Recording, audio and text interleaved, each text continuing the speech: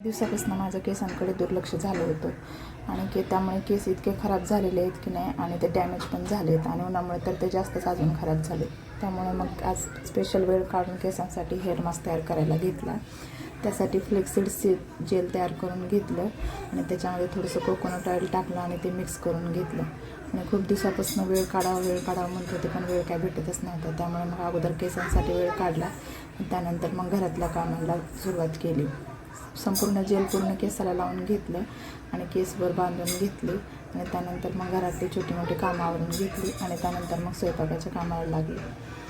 सकाळी पोह्याचा नाश्ता केला होता आणि दुपारच्या जेवणामध्ये आज शेवग्याची भाजी बनवली होती आणि त्यानंतर मग डाळ भात माझा बनवून झाला होता. आणि आंब्याचा सीझन असल्यामुळे की नाही आंब्याचा रस हा नेहमी असतोच बरं का. त्यानंतर मग चपात्या वगैरे बनवून घेतल्या आणि दुपारचा पूर्ण स्वयंपाक करून घेतला. तर चला आजच्या दिवशी एवढंच, भेटू आपण नेक्स्ट